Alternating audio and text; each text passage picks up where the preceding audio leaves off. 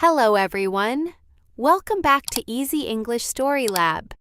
Today, we will practice English with a story for B1 to B2 learners.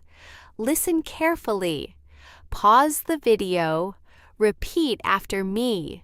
Copy the pronunciation, the rhythm, and the emotion. Now, let's begin. My name is Elena. I am 27 years old, and I've always been fascinated by big cities. I grew up in a quiet town in Spain, where everyone knows each other and life moves slowly.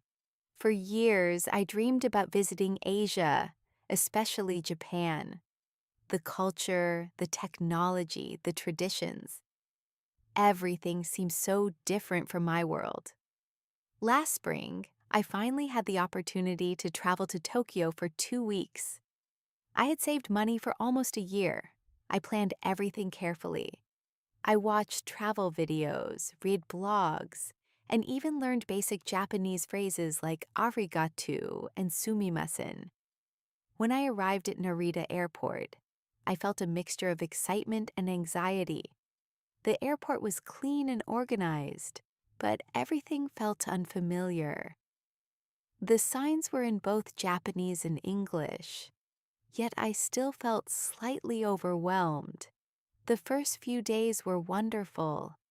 I visited famous places like Shibuya Crossing, where hundreds of people cross the street at the same time. I went to Asakusa to see the traditional temples. I even tried sushi at a small local restaurant where the chef prepared the food right in front of me. Tokyo felt alive. The city was full of energy, bright lights, and endless movement. Trains arrived exactly on time. People walked quickly but politely. Even in crowded places, everything felt surprisingly calm.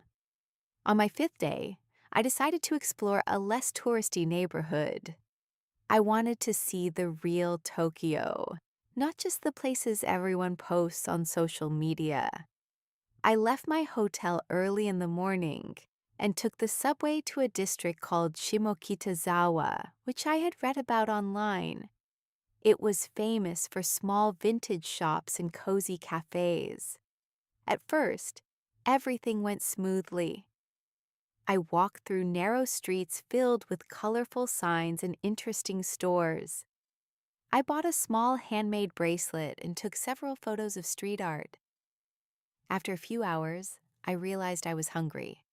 I searched for a cafe I had saved on my phone. However, when I opened my map app, I noticed something unexpected. There was no internet connection. I frowned and looked around. That's strange, I thought. My phone had worked perfectly all week. I checked my data settings, restarted the phone, and even turned airplane mode on and off. Nothing changed. I told myself not to panic. "It's fine," I whispered. "You just need Wi-Fi." I walked into a small convenience store and tried to connect to their network, but it required a Japanese phone number to register. I didn't have one. Suddenly, I felt less confident. I looked around at the street signs. They were mostly in Japanese characters. Unlike the main tourist areas, this neighborhood did not have many English translations. I tried to remember the way back to the subway station, but all the streets looked similar.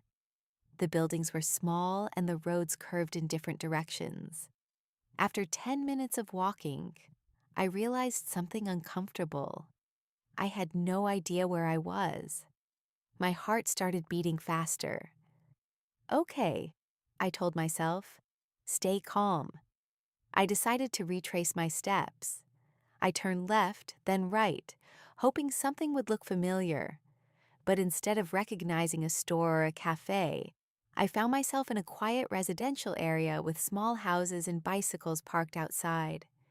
The city that had felt exciting now felt confusing. I stopped walking and took a deep breath. "Think logically," I said to myself. "You are not in danger. You are just lost." Still, being lost in a foreign country is not a pleasant feeling. I approached a middle-aged woman who was watering plants outside her house. "Sumimasen," I said politely. "Do you speak English?" She looked at me kindly but shook her head. I tried to explain using simple words and gestures. "Station, subway, train?" I asked. She seemed to understand that I needed help. She spoke quickly in Japanese, pointing in a direction. I nodded even though I didn't fully understand. "Arigato," I said gratefully. I followed the direction she indicated, but after walking for 15 minutes, I still didn't see any station. At that moment, I felt a wave of frustration. I had planned everything so carefully. I considered myself organized and responsible. Yet here I was, completely lost in one of the biggest cities in the world. My confidence slowly turned into doubt. "Maybe I'm not as independent as I thought," I said quietly. As I stood on the sidewalk, unsure of what to do next, I noticed a small park nearby. I decided to sit down for a few minutes and clear my mind. The park was peaceful. Children were playing, and an elderly man was reading a newspaper on a bench. I realized something important. For the first time since I arrived in Tokyo, I was not rushing. I was not following a schedule. I was simply observing. Sometimes getting lost forces you to slow down. After resting for a few minutes, I decided to try again. I approached a young man who looked like a university student. "Excuse me," I said carefully. "I'm lost. Can you help me find the nearest subway station?" He smiled immediately. "Yes, of course," he replied in clear English. Relief washed over me. "I don't have internet," I explained, "and I forgot the way back." He laughed softly. "Tokyo can be confusing, even for locals." He took out his phone and checked the map. "You're about 20 minutes away from the station," he said. "It's not too far." 20 minutes. It felt both close and far at the same time. "I can walk you there," he offered. I hesitated for a second, but his friendly attitude made me feel comfortable. "Thank you," I said sincerely. As we walked, we talked about travel and culture. His name was Kenji. He told me he studied architecture and hoped to visit Europe one day. "Why did you choose this area?" he asked. "I wanted to see something different," I admitted, "but I didn't expect to get lost." He smiled. "Sometimes getting lost is part of the adventure," he said. At that moment, I didn't fully agree, but I would soon understand what he meant. Kenji walked beside me calmly, as if getting lost in Tokyo was something completely normal. At first, I felt embarrassed. "I can't believe I managed to get lost in such an organized city," I said. He laughed softly. "Tokyo is organized, yes, but it's also enormous. Even I get confused sometimes."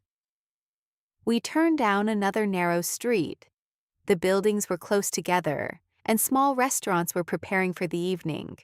The smell of grilled meat filled the air. "Are you traveling alone?" he asked. "Yes," I replied. I wanted to challenge myself.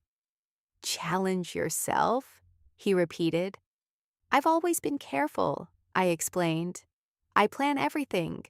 I don't take many risks. This trip was supposed to be different." He nodded thoughtfully. "Sometimes the best experiences happen when plans fail," he said. Before I could respond, I felt my phone vibrate in my hand. I looked at the screen. Battery, 3%. My stomach dropped. "No, no, no," I whispered. "What happened?" Kenji asked. "My battery is almost dead." "Do you have a power bank?" I shook my head. "I left it at the hotel." He smiled sympathetically. "It happens." Suddenly, my situation felt more serious. If my phone died, I wouldn't even be able to show my hotel address. My hotel card was inside my suitcase at the hotel. I had memorized the general area, but not the exact street name. Within seconds, my phone screen turned black. Dead. For a moment, I felt real panic. The city noise seemed louder. The streets looked more complicated. Kenji noticed my expression. "Hey," he said gently. "It's okay. We'll figure it out." I took a deep breath. "You're right," I said, trying to calm myself. We continued walking toward the station he mentioned earlier. After about 15 minutes, I finally saw the subway sign. Relief flooded through me. "You saved my day," I said sincerely. He smiled. "I didn't do much." "You did more than you think," I replied. We stopped at the entrance of the station. "Which line do you need?" he asked. I froze. I had no internet. My phone was dead. I couldn't check the subway map I had saved. I'm not sure, I admitted. "Which area is your hotel in?" he asked. "I think near Ueno," I said slowly. He nodded. "Okay, you'll need the Ginza line first, then transfer." Transfer. The word made me nervous. "Will it be difficult?" I asked. He smiled reassuringly. "It's not difficult, just busy." We went down into the station together. The underground world of Tokyo was even more intense than the streets above. Trains arrived every few minutes. Announcements echoed from the speakers. Kenji bought a ticket for me at the machine. "I'll pay you back," I said quickly. "It's fine," he replied. "You can buy me coffee next time." Next time. The idea surprised me. We entered the platform. The train arrived almost immediately. Inside, it was crowded. People stood close together, holding onto straps above their heads. Nobody spoke loudly. Everyone seemed focused and respectful. I tried to stay calm. At the next stop, more people entered. At the following stop, even more. I suddenly realized something. Kenji was no longer beside me. My heart jumped. I looked around quickly. He was gone.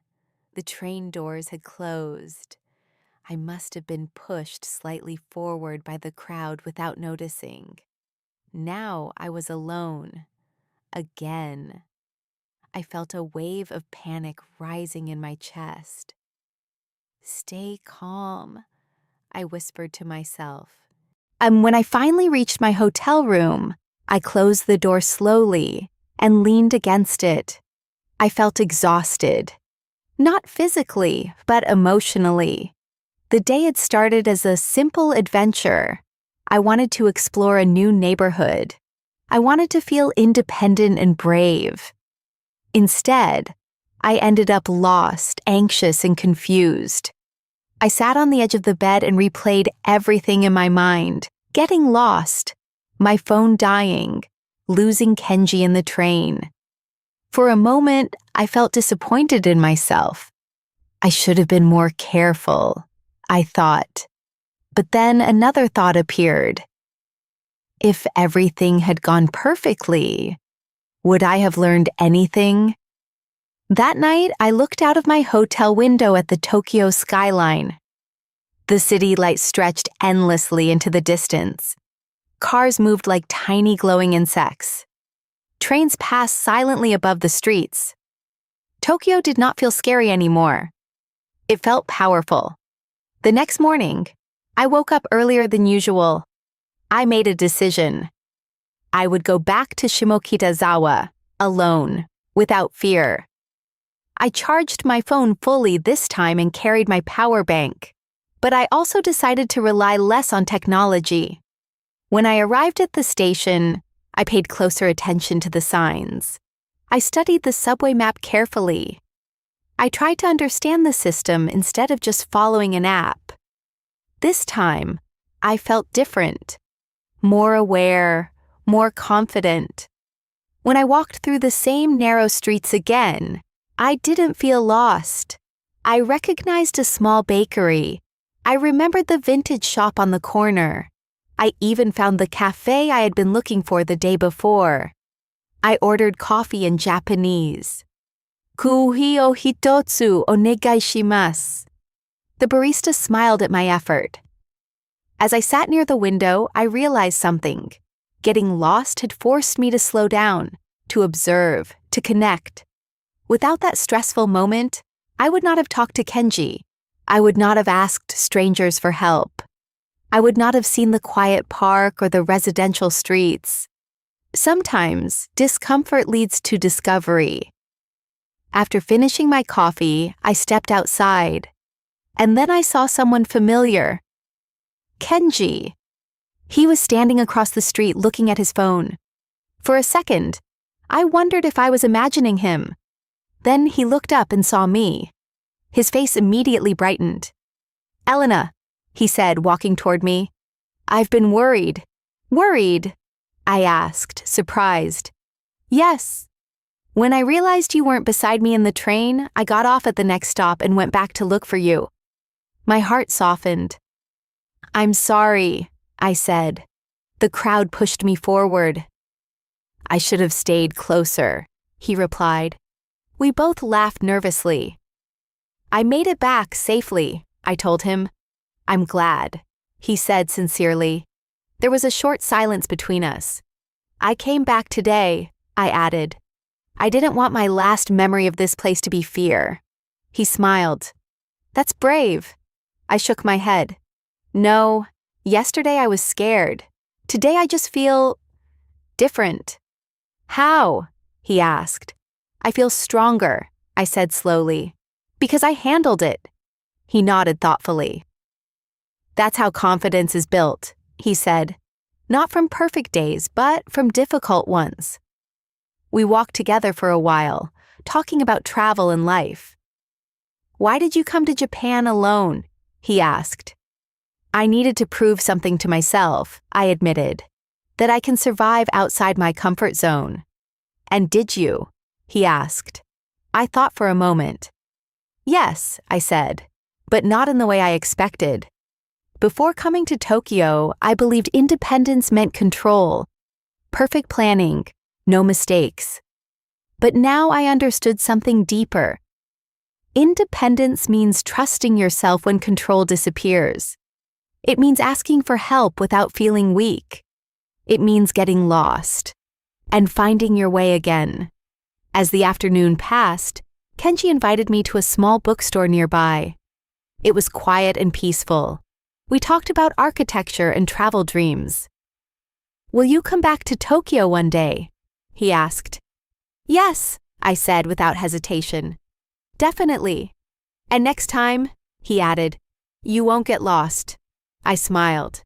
"Maybe I will," I replied, "but I won't be afraid."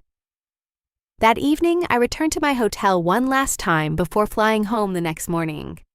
As I packed my suitcase, I felt grateful. Grateful for the crowded trains. Grateful for the dead battery. Grateful even for the panic. Because that was the moment I grew. The next day at the airport, I looked back at the city one final time. Tokyo had not only shown me bright lights and modern buildings, it had shown me myself, stronger than I thought, braver than I believed. On the plane, as the city became smaller below me, I whispered quietly, "Thank you for letting me get lost." Because sometimes getting lost is not a mistake. Sometimes it is exactly what you need. Now let's practice together. Listen to the story again. Pause after each sentence. Repeat out loud. Copy the pronunciation, the rhythm, and the emotion. Pay attention to the vocabulary and sentence structures. Notice how ideas connect naturally. This is the shadowing technique. It helps you speak more fluently. It helps you sound more natural. It helps you build real confidence in English. Write in the comments. Have you ever been lost in a foreign country? If you enjoyed this story, like the video, subscribe to the channel, and share it with someone who is improving their English. Keep practicing every day. Small steps create strong progress. See you in the next story.